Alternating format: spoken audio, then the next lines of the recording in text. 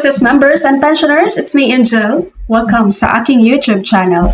Sasagutin natin tong comment ni Ma'am Nelly. Sabi niya, Ma'am, paano kung pareho ng nagpepensyon ang mag-asawa? Ang ibig niya sabihin dito guys, kung ano yung rules ni SSS kapag ang mag-asawa ay parehong pensioner. Actually, sa rules ni SSS guys, kapag kayong mag-asawa ay parehong pensioner, wala namang big deal na rules dahil po, ang benefits po kay SSS ay per member.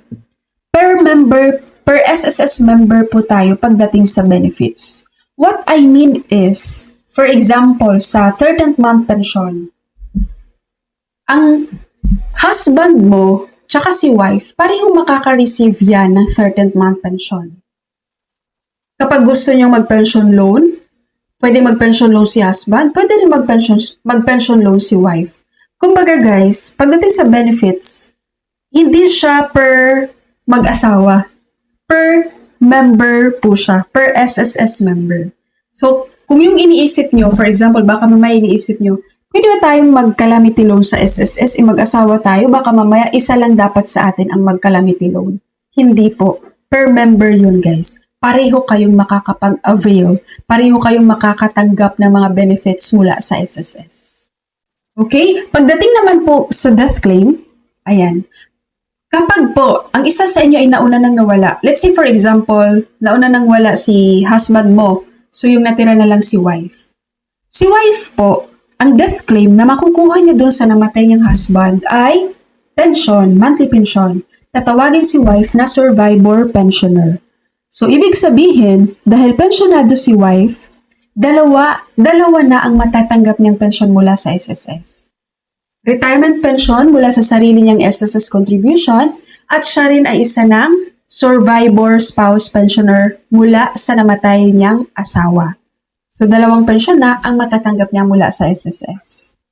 Nagigets nyo? Pero tatandaan nyo to guys ha, kapag kayo ay naging survivor spouse pensioner na at nag-asawa kayo ulit, kinasal kayo ulit, or nagkaroon lang kayo ng live-in partner, yung natatanggap nyo pong survivor pension mula sa namatay ng asawa, ititigil po yan ni SSS.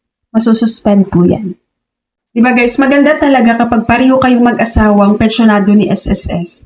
Dahil monthly, dalawa kayong makakatanggap ng pensyon. Kasi diba paano kapag meron na kayong mga maintenance? So malaking tulong na monthly, pareho kayong mag-asawa ang nakakatanggap po ng pensyon mula sa SSS. Malaking tulong yun.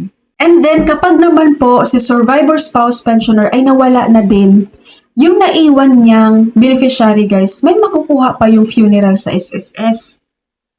Kasi, sa sarili niyang SSS contributions, dahil siya ay isang retirement pensioner din.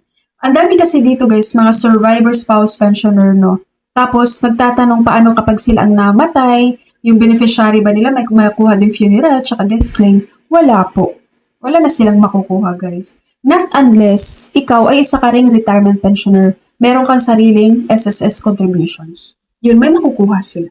Alright, SSS members. So yun guys, hindi naman po issue or wala namang problema kapag pareho kayong mag-asawa ay pensionado ni SSS. Ano nga yan sobrang laking advantage para sa inyo kapag pareho kayong pensionado ni SSS mag-asawa. Tandaan natin per SSS member po ang mga benefits natin sa SSS. Kaka-avail tayo pareho. Si husband, si wife, makaka-avail pareho yan ng benefits na makukuha natin sa SSS at mga loan privileges na pwede nating i-loan sa SSS. Okay? So that's all for my video for today. Thank you so much for watching everyone. God bless you all.